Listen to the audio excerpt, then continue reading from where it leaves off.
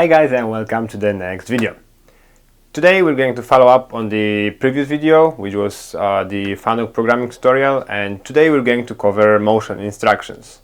So as you remember in the latest video, I've created a program with 3 points, and when I was adding these 2 points, when I hit point, there were a few options that we can select. So I'm going to talk about those today. So what I want to cover is what type of motions do we have in FANUC robots, how to change them, what are all of the elements of the motion instruction, how to change it, and what are the changes that we can make and how they will affect the robot movement. So basically, I want to cover the motion today. So let's get started. Alright, so there are 3 main motion types in FANUC. The first are the joint movements, the second are the linear movements, and the third one are the circular movements. So that's how you tell the robot how it's going to move, so how the movement will look like. Then the second thing that's important in the motion instruction is the point. It can refer to a local point in the program, which is then the string P, and in the parentheses you have a number in it, which means that's the point inside that program. Or it can refer to a global point called a position register, which we're going to talk about later on, and it can be used in many programs. So you can have 1 point, but in every program is going to look the same. So that's position register. The next part of the motion instruction is speed. And now, depending on the motion type, if it's a joint movement or a circular or a linear, it's different. For joint movements, we have a percentage. For the linear movement and circular movements, we have millimeters per second. And the last part, or the part before the last one, is the termination type. What is the termination type, guys? It's saying how the robot is going to act at the end of the movement. So that means if it's going to stop, or it's going to round the movement and make a nice smooth move, or it's going to act differently. So that's the termination type, the CNT, or fine. And the last part, which is optional, is not always used, is acceleration, ACC. And with that, you're telling how fast the robot will start the movement. If it's going to be just a regular movement, or you want to make it a little bit slower because, I don't know, you have something that's super heavy and the robot is like almost at his limits, so you want to make sure it's a nice, steady move. That's where you use the ACC. Saying that, what are the difference between the 3 movement types? So the joint one is the most common, and that's the one that you probably should use most of the time because it makes the robot's movements very smooth. So joint means, like I'm moving right now, that the robot is moving all of the joints from one point to the other, and so each of the robot axis is going to move at some speed from to make the TCP move from one point to the other. So axis 1 can move very slowly, while axis 2 and 4 can move very fast, for example. The idea of the joint movement is to make the movement as fast as possible. So the disadvantages of that movement is we cannot really predict how the robot will act during the movement. So when I move from point A to point B in a joint movement, the robot can move like this. Or maybe he can move like this. Or maybe he can move like this. You will not know because the robot is calculating the fastest possible way for him to move. So that's the joint movement. Now, what about the linear movement? The linear movement is different. The linear movement is always going to be a straight line. So when you move from point A to point B, the robot is going to move in a perfectly straight line.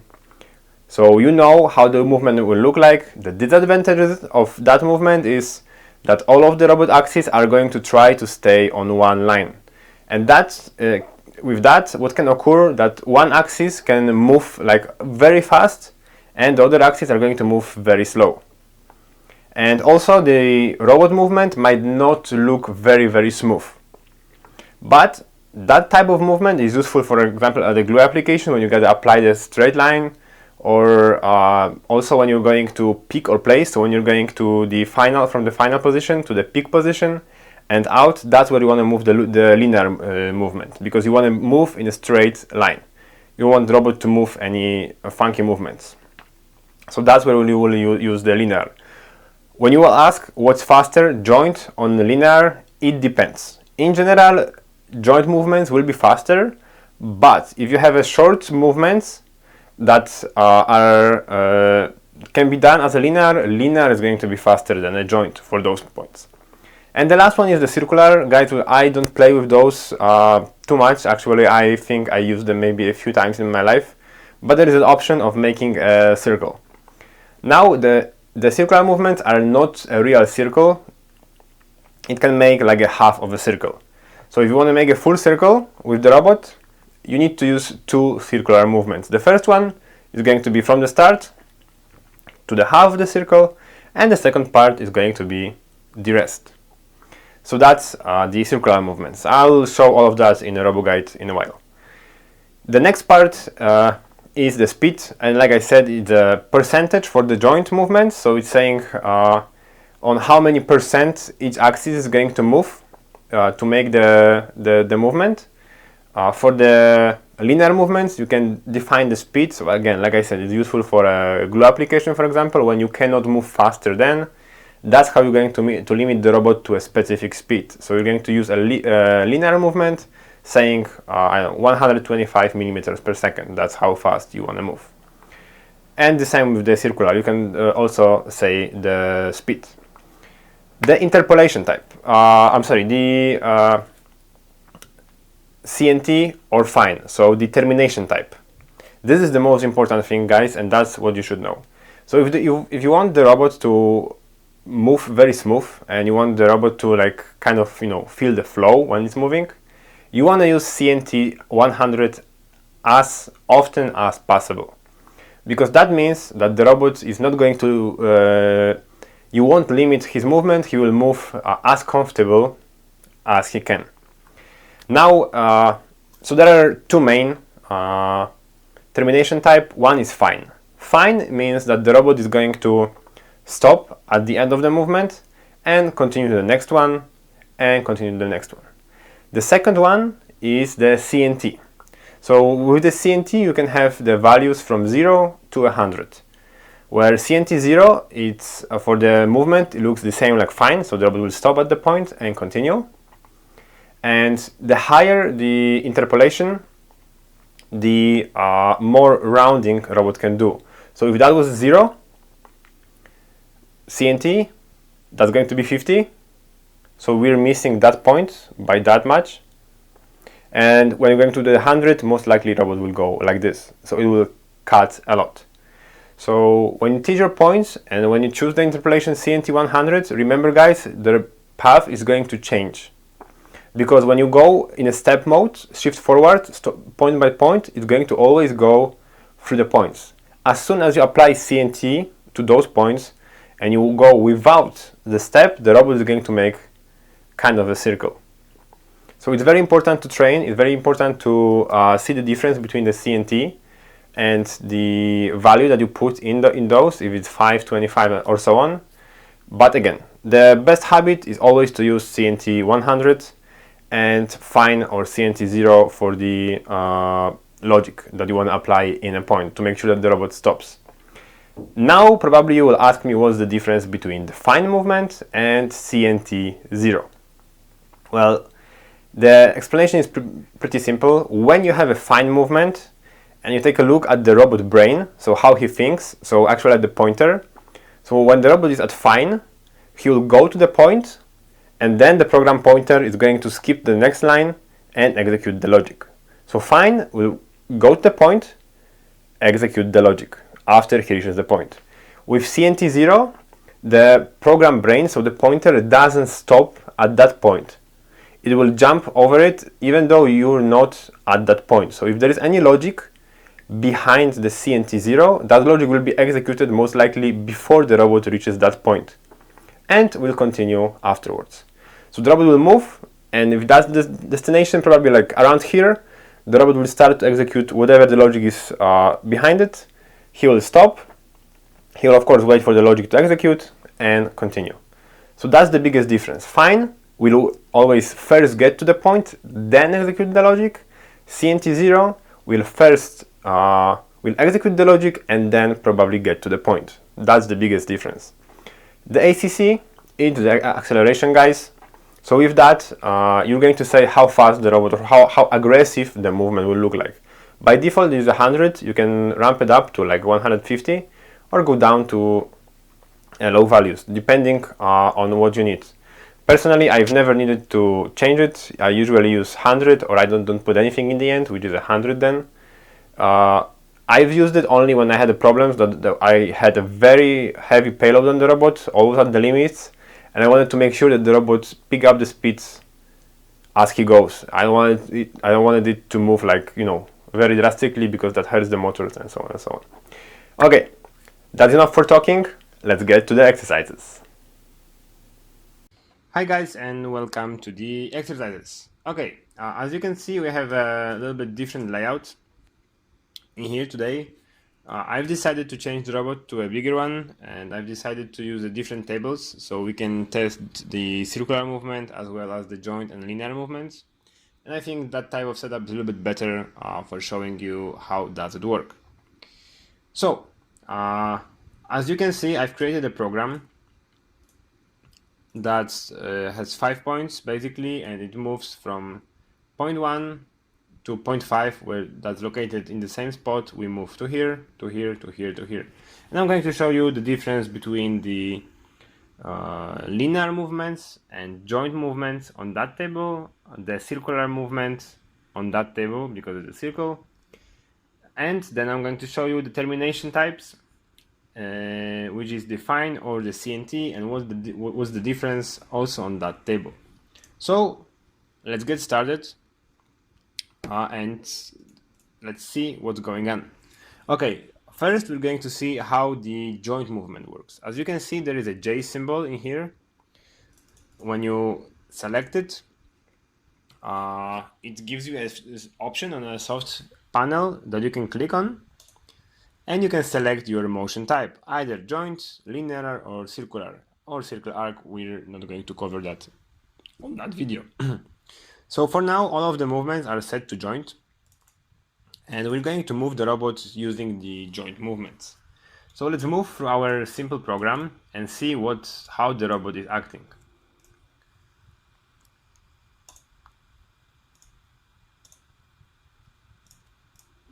So, as you can see, the robot is moving using the joint movements, and it is not moving in a perfectly straight line. See? The robot is moving a little bit out of the table, but he's getting to the next point that was taught.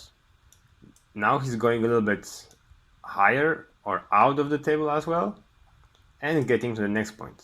That's because the motion planner, so that's the thing that calculates the robot movement, is trying to use the optimum speed to get there. And that means it is deciding how to move all of the axes to get there as fast as he can. He doesn't care to move in a straight line, he just cares about the speed. He just wanted to be there as fast as possible. So when you will be using the joint type, a joint movement type, which is the fastest way of moving the robot, except for the short movements that should be done in a linear, you need to be aware that the robot is not going to move in a perfectly straight line. In order for the robot to move to a perfectly straight line, you need to change the movement type to a linear. So let's do that. So go back to the J, select it with the arrow, choose, and let's change the movement to linear. What is changing with it? As you can see, the speed representation changed from the percentage to millimeters per second. That, when you select, you can change to a different representation as well. So let's change all of our points to linear movements, and let's see how the robot is going to act when we're going to execute the program using the linear movements. So we go again from the beginning, and let's see. So right now, as you can see, because we're using a linear movement, the robot is trying to keep the TCP in the perfect straight line going from point A to point B. Every time he goes, he'll try to maintain that straight line. So that's a good application for example, gluing, where you need to make straight lines. You cannot allow the robot to move in some strange direction. You want to be on a spot. That's where you move in a linear movement. The same for pick and place, where you want to make sure that the robot will not scratch anything. It will move in a perfect straight line in and out of the pick. So that's the difference between the joint movement and the linear movement. Now there is one more movement type, and that's the circular movements, and I'm going to present it on this table. So I have a program prepared for that. Let's move to the first point.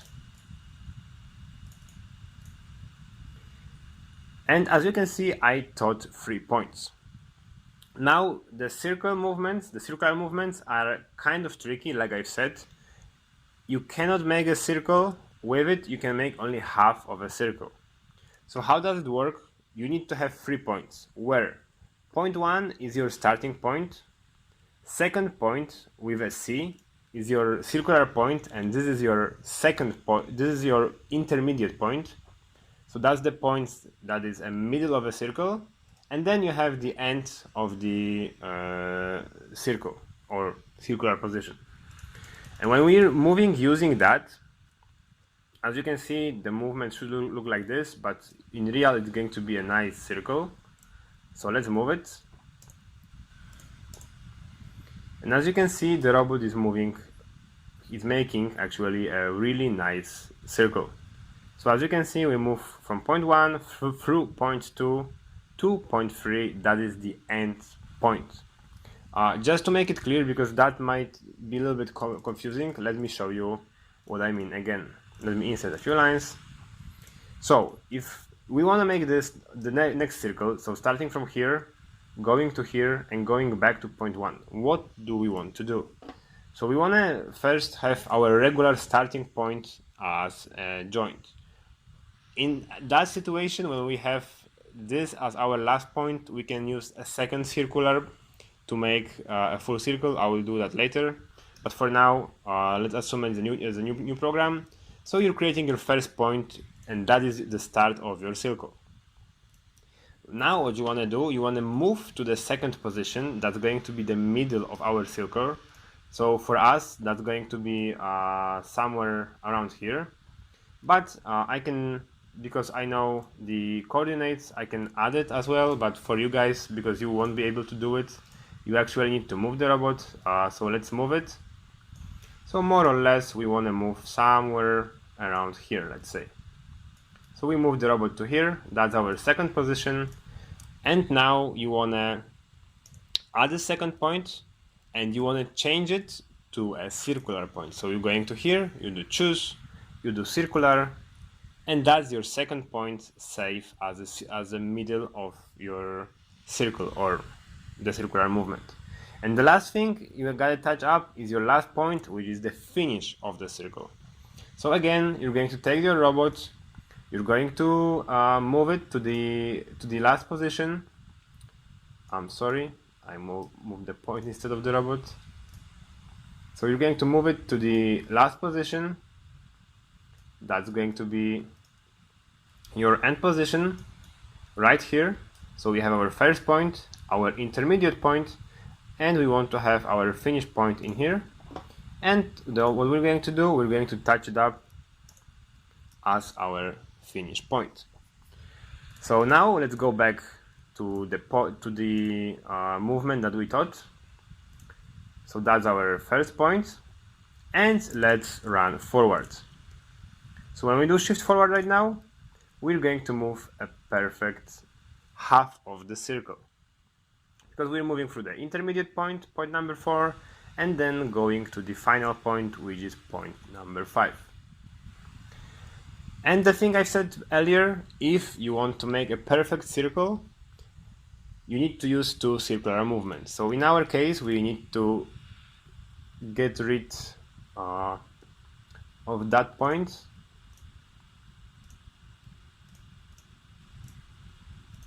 to make it nice. I'm sorry.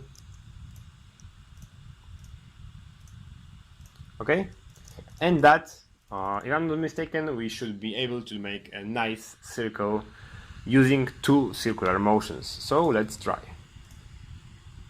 And we're moving from the beginning, going through the intermediate point, going to the last point, which is the first point of the circle, then going to the intermediate point and to the last point.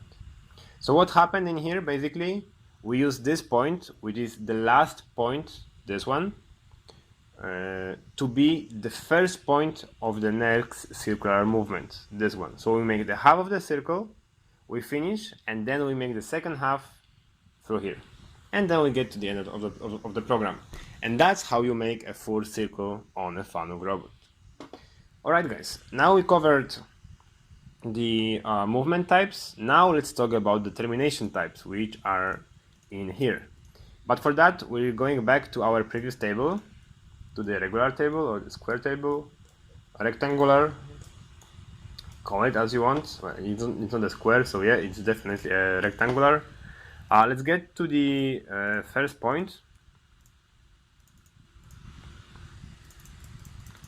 And I want to show you what's going to happen. So in order to change the termination type, we gotta select it, choose, and we have 3 options. I'm not going to talk about the corner radius today. I will just tell a little bit about it so you know, but that's for a different topic. So we have 2. We have the fine and the continuous. Now, the fine movement, like I've said in the introduction, it will stop the robot, and the robot will stop at that point and continue to the next one. And so when all of the points, like I have, are fine, the robot will move, stop at that point, move to the next one, stop, stop, stop, and stop. Now, when we change the interpolation, termination to CNT, we are changing it to actually be kind of rounded. So the CNT basically is rounding the movement. So when right now, for example, for the first point in the program, it doesn't really matter because it will always be a fine movement. So as you can see in here, we have a few CNTs. So when we move from this point to the other one, and then here, we're going to use a CNT 100. That means that the robot will round the movement as much as he can. So let's see how the movement will look like. It should look more or less like this, that we round in here, we round it, and we get to the last point. So let's run the program. And as you can see, we're still using a linear movement, so we should be seeing it nicely. See, we're cutting the corner, we're getting to the next point, we're moving on, we're cutting the corner again because it's a CNT 100. We're going to cut that corner as well because it's still a CNT movement, and we're going to move to the last point where it is a fine movement, so we're not going to round it, going just nicely straight. Now, what's going to happen if we're going to change the CNT, or what that value is? It's kind of a, let's say, percentage, how you want to round it, how, let's say, hardcore you want to round it. So if we're going to decrease that number for, let's say, to 25, before the circle was probably, the rounding was that big, now it's going to be smaller.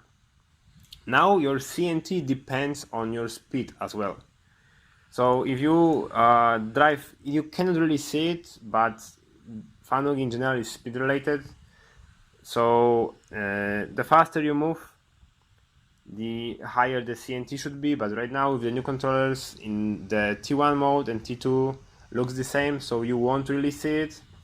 You won't really see the difference, but with the older controllers there was a big difference between running in T1 and T2.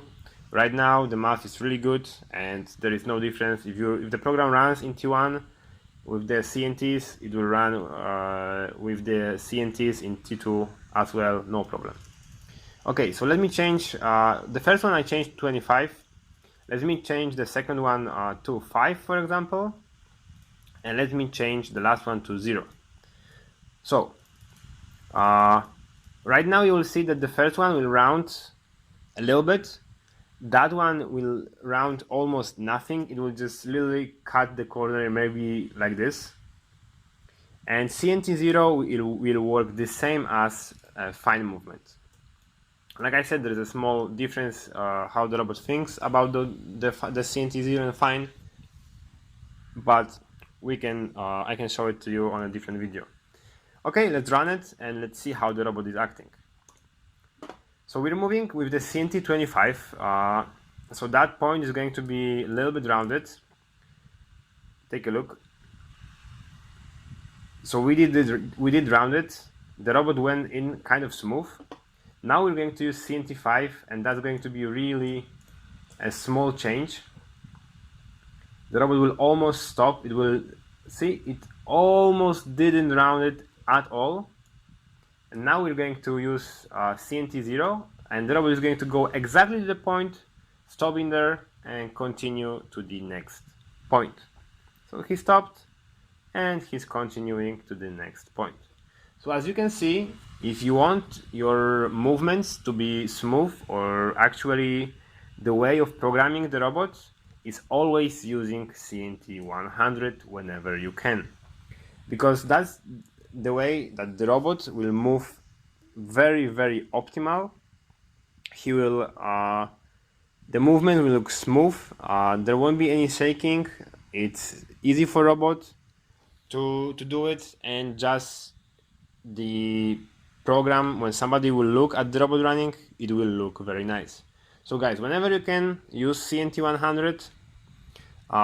Where you should use CNT 0 or fine movements, that's for executing a logic. So if you want a logic to be executed after the robot is stopped, then you use the fine movement. If you're having a transit point from one place to the other, CNT 100 whenever you can. Play with it and see how the robot path is changing when you change the CNT. And for now, I want to talk a little bit about the CR. So what's the difference between the CR and CNT? So basically CR is a corner radius and is a specified distance. I'll just show it very quick. So basically that value, he's calculating a radius from here. You can imagine a radius in here. So he's calculating the distance from this point to this radius. So it's the same. The higher the CR, the bigger the radius. So if we put like, let's leave it at 50. So I just want to show you how it looks. That you will use, for example, for gluing applications. So now when you move, you know that it will move with the specific distance from the corner, which is the 50. See, so there is not a big difference between the CNT and CR, to be honest, but CR is a fixed value, so he will actually calculate it. The CNT is kind of, like I said, depending on the speed, it will always be the same. But with the CR, you are sure that you will move like that far away from the corner. Okay. That's all from the termination or interpolation types.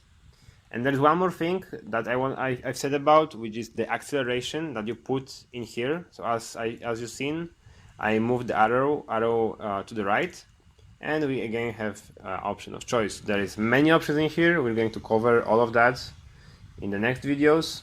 Right now we care about the ACC.